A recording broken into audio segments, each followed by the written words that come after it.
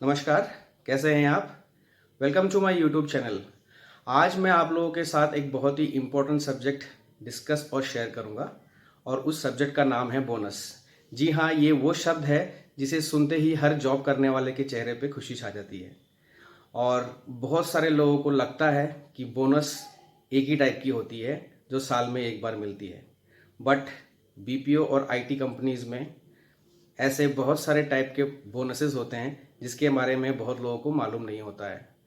आज मैं इस वीडियो के माध्यम से आप लोगों के साथ उन बोनसेस के बारे में डिस्कस करूंगा कि वो क्यों मिलता है, कब मिलता है, उनका नाम क्या है।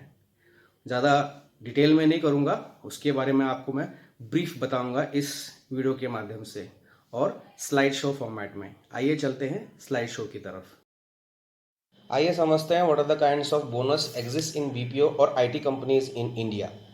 बीपीओ और आईटी कंपनीज में कौन से टाइप के बोनसेस होते हैं, आइए समझते हैं अगले स्लाइड्स में। पहला है एनुअल और स्ट्रैटेजी बोनस। ये वो बोनस है जो हर कंपनी अपने एम्प्लॉयज़ को साल में एक बार ज़रूर देती है as per Indian bonus act 1965 law के हिसाब से। और इसको ये जो बोनस होता है ये प्रॉफिट शेयरिंग बेसिस पे होता है। कंपनी की जो भी उस साल की प्रॉफिट होती है उसी का एक particular share as a bonus employee को दी जाती है।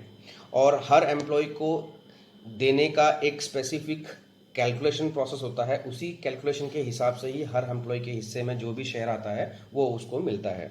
इसकी एक एलिजिबिलिटी क्राइटेरिया भी है कि जिस एम्प्लॉय का बेसिक सैलरी 21,000 है या उससे कम है उन्हीं एम्प्लॉयज़ को ये बोनस का शेयर मिलता है। बाकी लोगों को जो ज़्यादा है 21,000 से उनको ये शेयर नहीं मिलता है।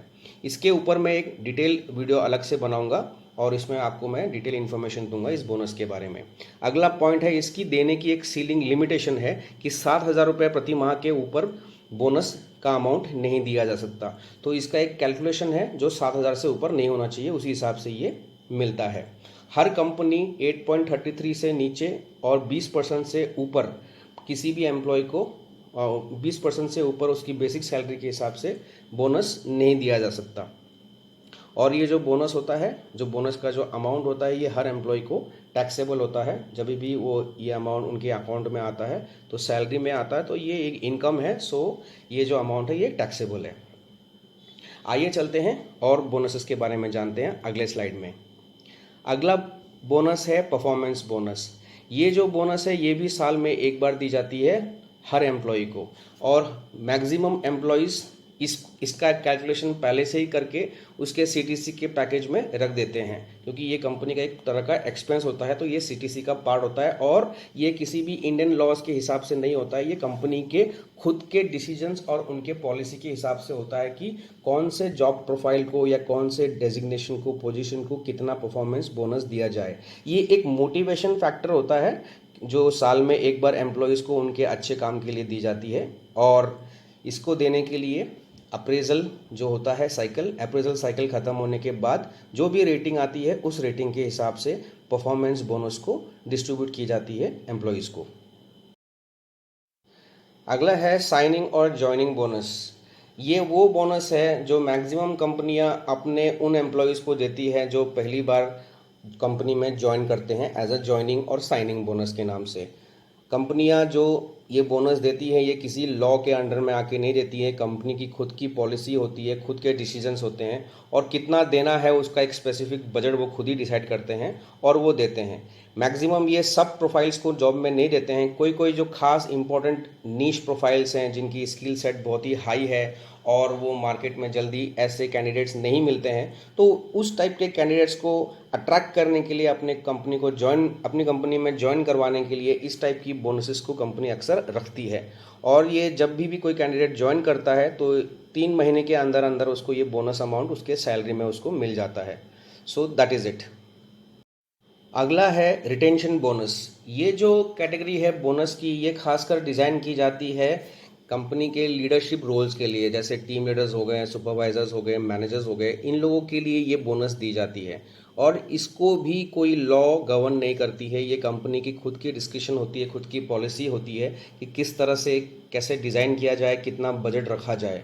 और खासकर कंपनियां इसलिए करती हैं कि कोई भी उसकी जो अच्छे टैलेंट है, अच्छे लोग हैं, वो दूसरे कंपनी में ना जाएं, या फिर दूसरे कंपनी उनके उनके खुद के अच्छे एम्प्लॉय को मतलब अपनी तरफ अट्रैक्ट ना करें। इसके लिए ये खासकर ये बोनस तैयार की जाती है। और जब भी कोई एम्प्लॉय अगर अपने जॉब छोड़ने का प्लान करता है या वो नोटिस पीरियड में रहता है, तो उसके जो टीम लीडर्स होते हैं वो कोशिश करते हैं कि वो उस कंपनी में रुक जाए, रिटेन हो जाए, और रिटेन होने के बाद उस लीडर को ये रिटेंशन बोनस मिलता है।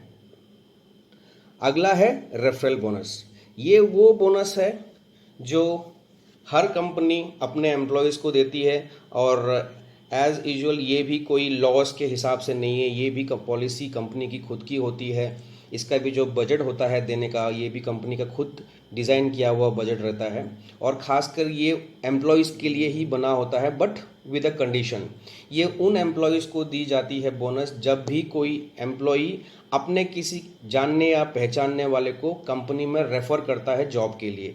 जब जब कंपनी में कोई भी जॉब ओपनिंग्स आती है, एचआर डिपार्टमेंट उसकी नोटिफिकेशन देता है, और उस कोई एम्प्लॉई अगर आपने किसी अच्छे कैंडिडेट को या जानने पहचानने वाले कैंडिडेट को उस जॉब के लिए वो ऑफ़र करता है, मतलब उसको रेफ़र करता है, रेफ़र करने के बाद वो इंटरव्यू देता है और वो सिलेक्ट हो जाता है, तो जो एम्प्लॉय ने रेफ़र किया है वो रेफरल बोनस का हकदार होता है। तो ये है रेफरल बोनस।